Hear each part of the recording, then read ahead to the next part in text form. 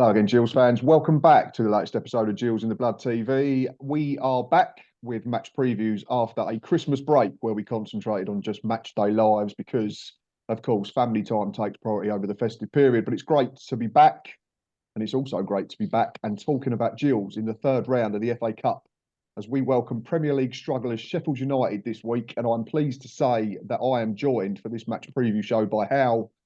You can find him on Twitter or X or whatever you like to call it these days, at Hal the Blade. I will put the details in the description at the bottom of the video.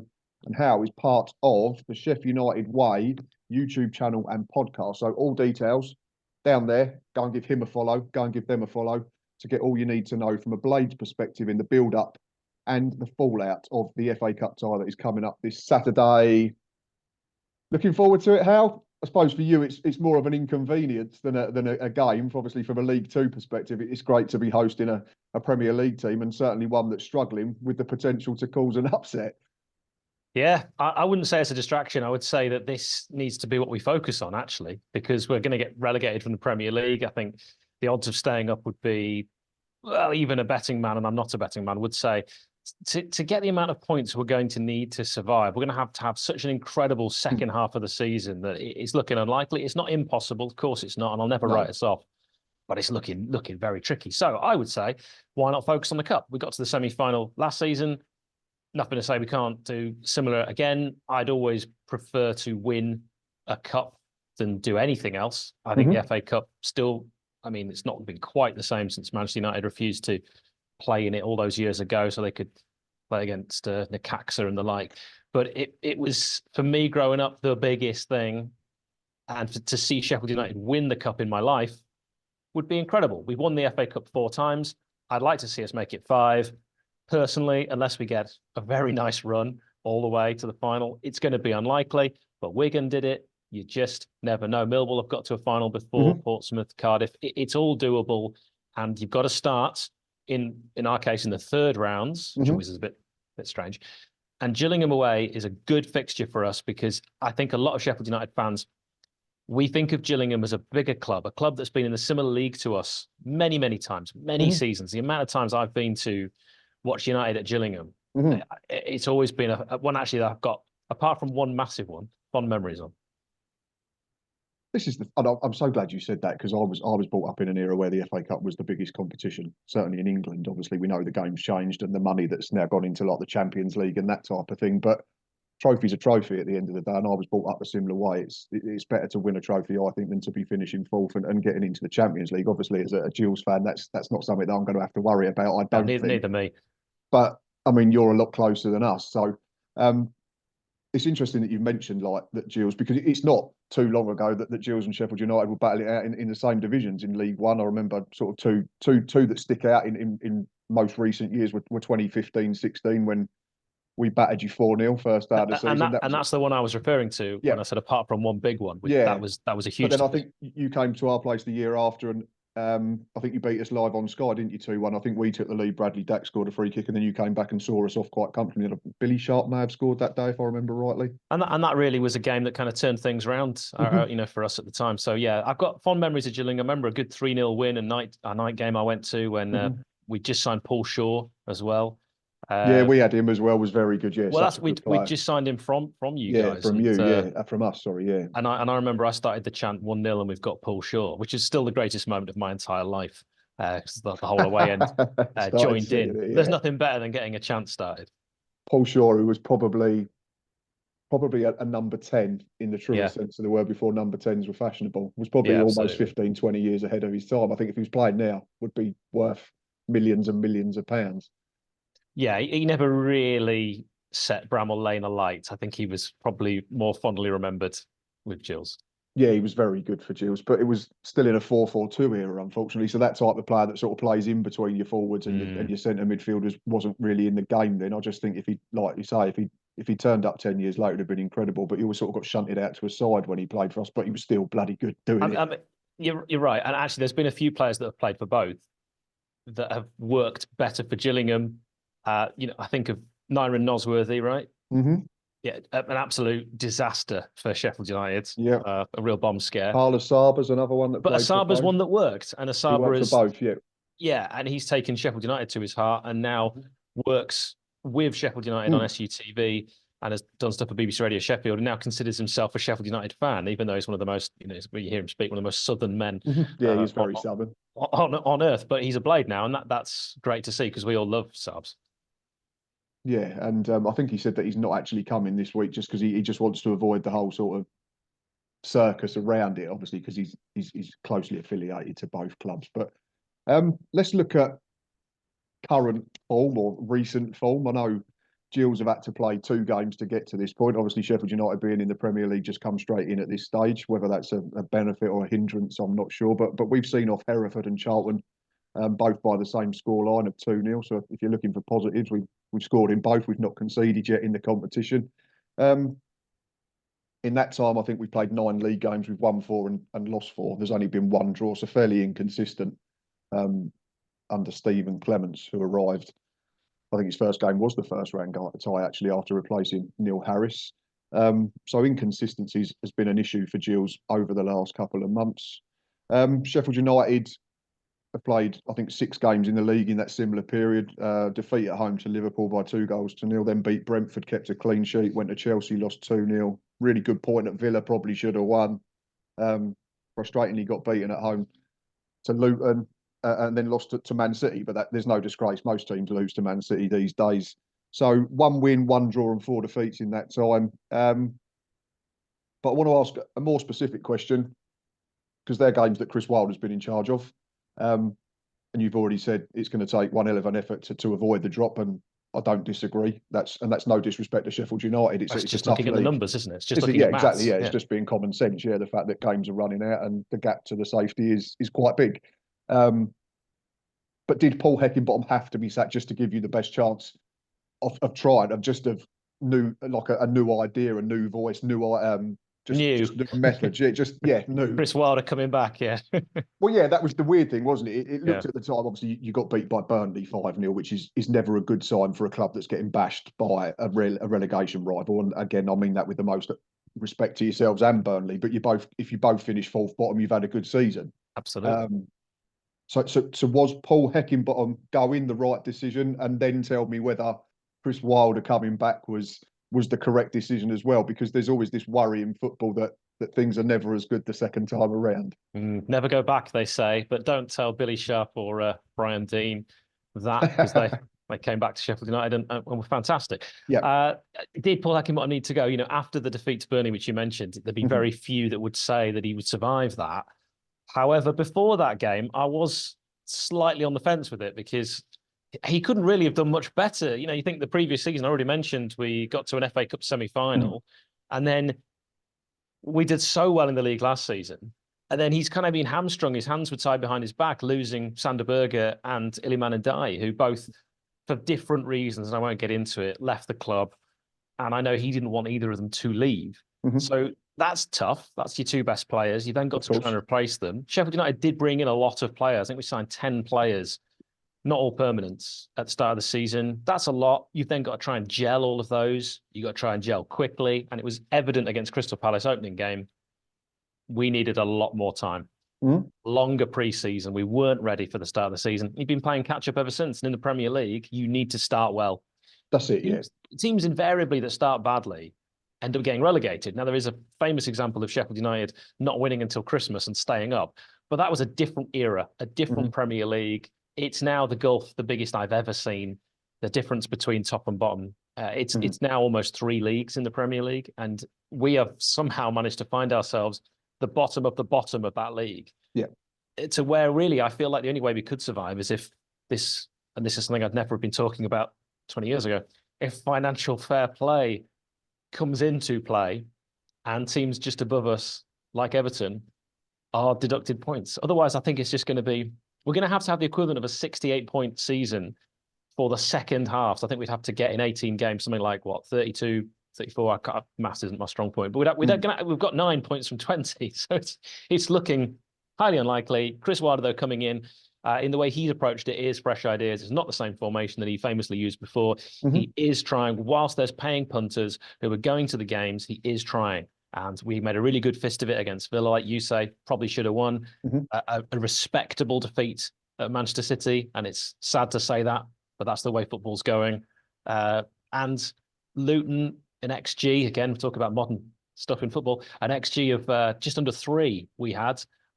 We were 2-1 up against Luton. They didn't have another shot, and we lost 3-2. That's how it goes when you're down the bottom. You can't, yeah, when you're down there, you can't legislate for that. No, exactly. And like you say, even the other defeats, 2-0 to Liverpool, 2-0 to Chelsea. It's not, they're not disgraces. It's not like you're going, I know there was the one Newcastle right at the beginning of the season and everyone sort of went, oh, here we go, they're in big trouble. But recent weeks, you've not been getting battered or played off the park. No, but I suppose the points are the same, aren't they? If you get beat 8-0 or 2-0, because we're not going to go down on goal difference. Oh, of course, yeah. You can kind of forget that. Yeah. And I have this chat with Gills fans about, if you win 1-0 and you don't play nice football, it's no different than if you win 4-0 and play free-flowing football. Because if you win enough games 1-0 or you lose enough games 2-0, it's the same end result. And you've asked about Heckingbottom. I personally believe we'd have exactly the same amount of points now if we'd kept Hecky, because I think we'd have lost to Brentford. I think we'd have beaten Luton, probably, or drawn with Brentford. You know, I mean, I think maybe lost at Villa. It doesn't really matter. I just feel like the points we've got, I think the performances have been loads better, but the points we've got has probably been the same, because realistically, we couldn't draw with Luton. It was inconceivable. We certainly couldn't lose. We had to beat Luton. And the fact that we haven't, I think, impacts our transfers, how we're going to approach the rest of the season, and any real hope we've got of staying up. And that's actually not a fair reflection on Chris Wilder, because like I say, the performances have been so much better under Wilder. And I already mentioned the XG. You know, we were better than Luton, particularly second half. We should have won that game. We didn't. And now I think we'll go down. To be honest, which is great and is refreshing. And you mentioned he's not playing the same way. I remember when Sheffield United came back up into the Premier League a few years ago and took it by storm, and I think finished 7th or 8th, and they were playing 9th, actually, very close. Sorry, I was trying to get you up a couple of places. I think he played like a 3-5-2 with sort of inverted centre backs and centre backs that overlapped, and then your wing backs tucked in, and it caught everyone by surprise. I think then, unfortunately, after that, people sort of cottoned onto it, but. So Wilder's trying to adapt and trying to learn that you've got to be more flexible. So he's not thought, well, I'll come back because that worked a few years ago. I've got to do something different. So what's the general consensus then amongst the fan base? Is obviously, I know Chris Wilder's probably got loads of credit in the bank with Blades fans, so I get that entirely. So I assume he's going to get the season and then you reassess, or because you go back to Paul Heckingbottom, it's difficult. I understand he's been sacked. You lose 8-0 to Newcastle, you lose to 5-0 to Burnley, who are a relegation rival. But the Sheffield United board and the Sheffield United fan base must be intelligent enough to realise that whether it's Paul Heckingbottom, whether it's Chris Wilder, whether it's anyone else, even if you've got a Jurgen Klopp to come in and coach them players. Yeah, anyone but him.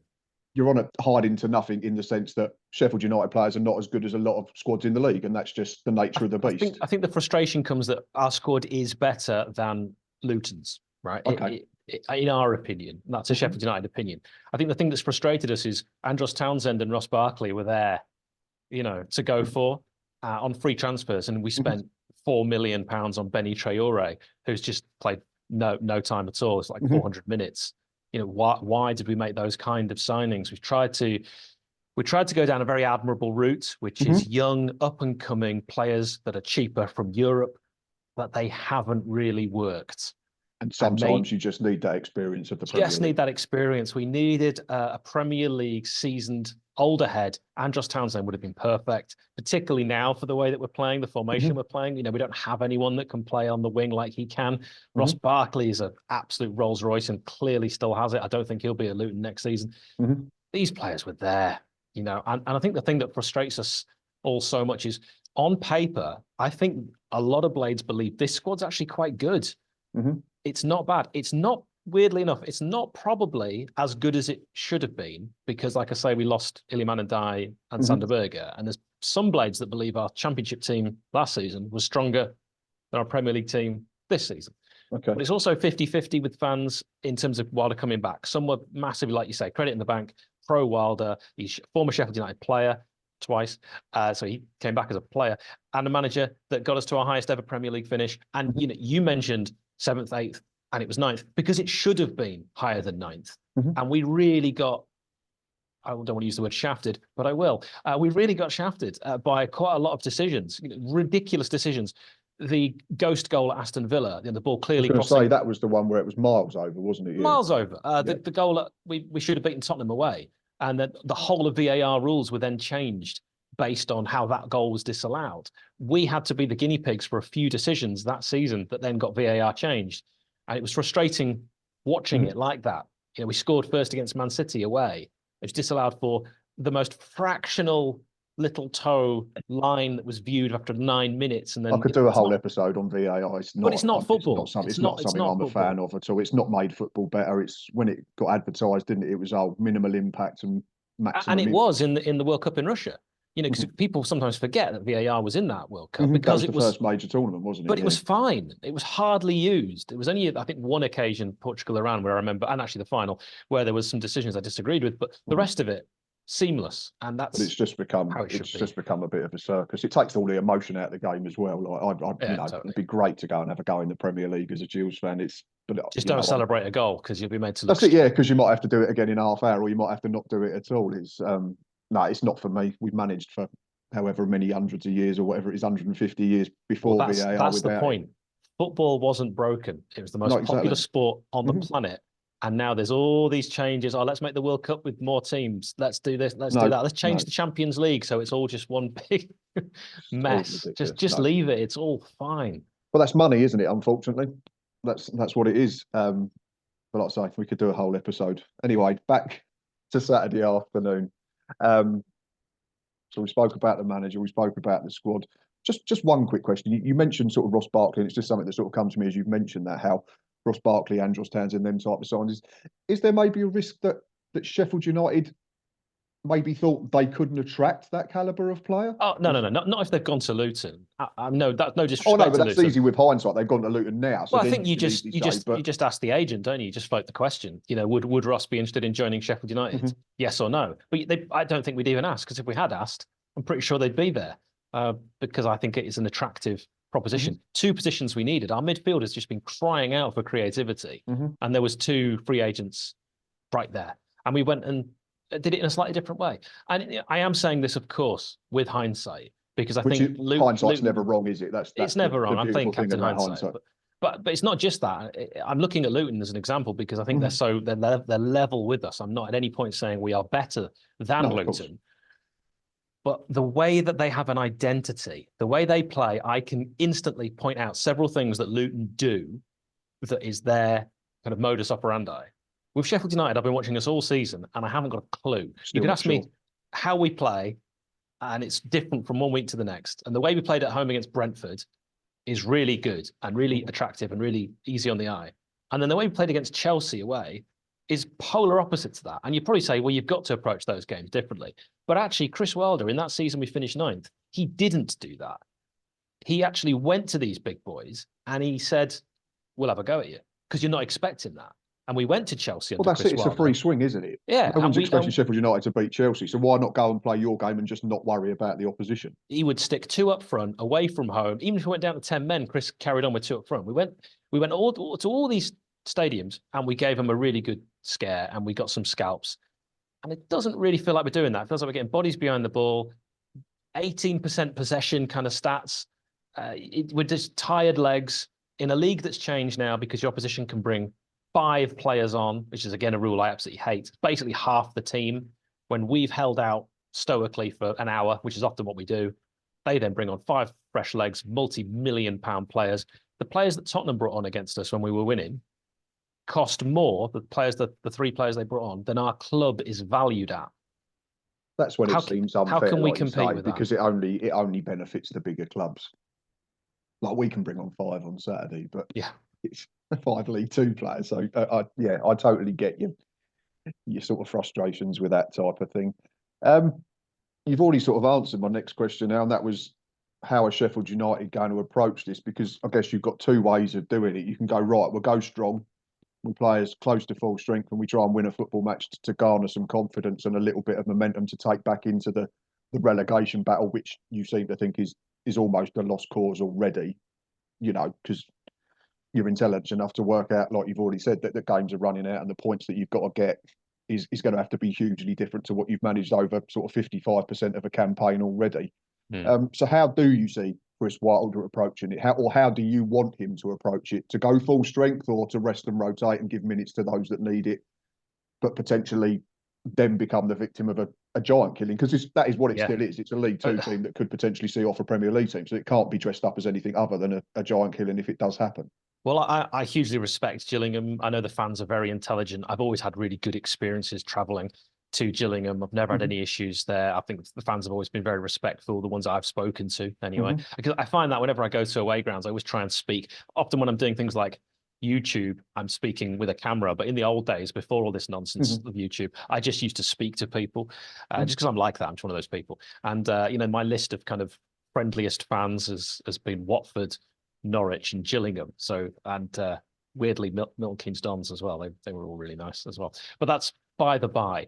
If it was me, I would go as close to full strength whilst also getting a chance to see some of the fringe players that I believe are good enough to play but haven't been getting minutes for whatever reason. Wilder's actually done that by throwing in a youngster called Andre Brooks. He's played every game from the start that Wilder's been involved with, wasn't getting a look in under Paul Heckingbottom. He's looked pretty decent. Maybe there's more like that. That we have a very famed youth academy at Sheffield United that has produced players that have gone on, like Harry Maguire or Kyle Walker or Kyle Norton, or Phil Jagielka. I could carry on, that have gone on to do quite well. We would like to see maybe there's one or two more. He's played 4 at the back since he's been in. Maybe it's a chance to experiment with the formation. Personally, I'd go as strong as you possibly can. Like you say, get some confidence. Do not, because this season's already been painful enough, do not let us be the first match on Match of the Day because we've been hammered by Gillingham. And that's, again, no disrespect to Gillingham, but that Absolutely would, not. it's a defeat that it would raise eyebrows if we get beaten heavily by any team in a lower division. So let's please avoid that. Well, that's it. It's no win for Sheffield United, regardless of the Premier League form. You're, 60 places above us or something. So if you win, people say, well, you're expected to win. And if you don't win, people will go, oh, it's Sheffield United being rubbish again. But it's confidence. And you know what? If you were playing us last season, at any point last season, I would have no doubt whatsoever that we would not only beat Gillingham, but it'd be a very comfortable afternoon. And that was just how we were playing last season. And that's why when we played Tottenham at Bramall Lane, I was fairly confident we'd beat them. And we did. And we never really looked like we weren't going to beat them. This season, I don't feel that way at all because it's so much of the game. The beautiful it's in your head, and it's in your head. Confidence, momentum is two things that you haven't got as a football club at the moment. Certainly not going the right way anyway. Absolutely. So, Blade's team will be then. Well, I wonder if players will be in time. I think transfer is probably unlikely. Adam Davies maybe in goal, replacing League One Wes. I think if it's 4 at the back, do you stick with the left back? You'd maybe think Austin Trusty, Jackie Longthrow, Jack Robinson, whatever you want to call him, Anil Ahmed Hodzic, maybe George Baldock or Bogle, depending on injuries. If I get any of these wrong, it's because I'm not doing a match preview for this, and I'm normally really hot on injuries and suspensions, but I'm having a week off. Then in the middle, Gus Hamer, you'd hope would be involved. I don't think his suspension carried on for this one. Oliver Norwood might play, but I've mentioned Brooks. He could play on the left. You'd probably think that James McAtee won't be involved unless Man City say, yeah, he can play. Of course, because he's on loan, yeah. On loan. I think they'd probably let him play. That wouldn't be an issue at all. He's not going to go back to Manchester City. And then, maybe if you do a slight change of formation, you could go like with Archer, just maybe deeper, which is what Wilder's done. Even though I always saw him as an out-and-out striker, maybe Ollie McBurney kind of as a lone striker, but possibly Anis Slimani playing a kind of a 2. We talk about Paul Shaw and the 10, maybe 2 10s. And a 9. I'm just looking at your lineup for the City game, and it's got you listed as 2 10s in that game. So a back 3, then 4, and then 2 10s. They've listed it as Slimani and Brooks as the 2 10s behind Asula. So but I don't know how accurate that is. And that could be. And Asula could easily play because he's one of the fringe players, young up and coming. That he needs a goal as well. So confidence, might be boosted. I'm pretty dreadful. Regular viewers of Sheffield United Way will know I'm pretty bad as I've got older in doing the team. I'm pretty good when I'm looking at the entire squad and I'm writing it down. Oh, that's it, yeah. And then you forget, yeah. We had a Gills fan on Monday had put his team on Twitter for the game at Colchester, and then the first reply to point him out was that he was playing a 5-4-2 formation. Well, I'm It's often like, worse. I'll often miss a player out, and do just 10 players and totally forget. But yeah, I'm also really bad with squad numbers. I got tested on it recently, and I'm hopeless on who wears what. So yeah, so not loads of changes. There's plenty of names that you've mentioned there that featured quite heavily against Man City at the Etihad recently. So in terms of Gills' team's news quickly, I think there's probably a couple of doubts over Johnny Williams, who missed the Colchester victory, and Timmy Dieng, he's had a bit of a hamstring problem and missed two. So they're probably the two that. Johnny Williams, who played at Palace. Johnny Williams, who did play at Crystal Palace, correct? Good yes, player, technically very gifted. What he's lacking in the hair department, he more than makes up for in the skills department. I hope his injuries are, behind him.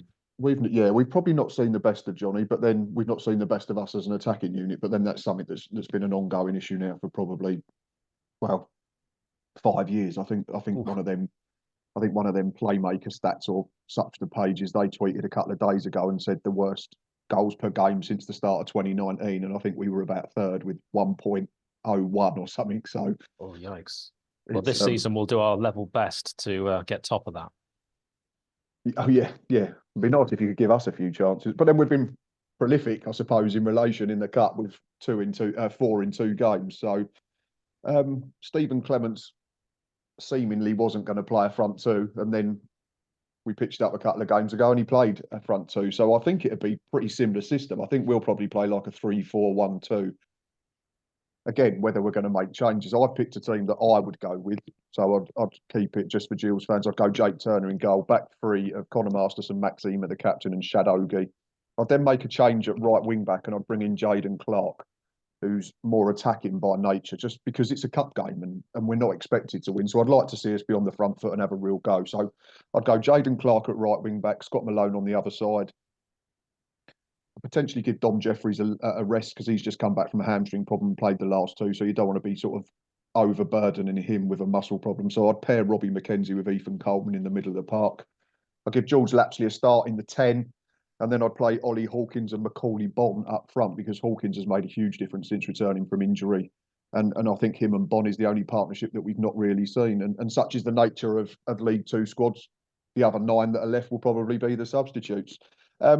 One player, how I just want to talk about with quickly before I let you go is obviously John Egan, who's a former Gills player, was signed on a free transfer, I think, from Sunderland back in 2014 and had 2 very good seasons with us in League One and then was pinched by, I think, Brentford before moving on to Bramall Lane for, I think, £5 million a few seasons ago. He's gone on to become something of a Blades legend as well and Republic of Ireland captain. So just give us your thoughts on John Egan, because he was certainly well loved down in Kent when he was here for 2 seasons.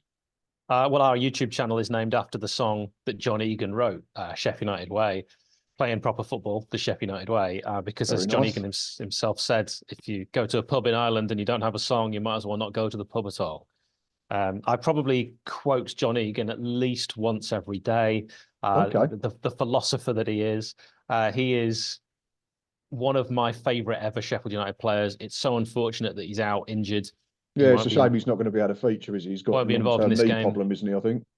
Yeah, he'd have loved to have played in this match. He'd have got a round of applause from all sides of the grounds. Absolutely, yeah. And a stalwart at United. I think he'll go down as one of Sheffield United's favourite sons, along with Jack O'Connell, Chris Basham, those 3, the Pistons, as we called them, that played in that 9th place finish in the Premier League, week in, week out.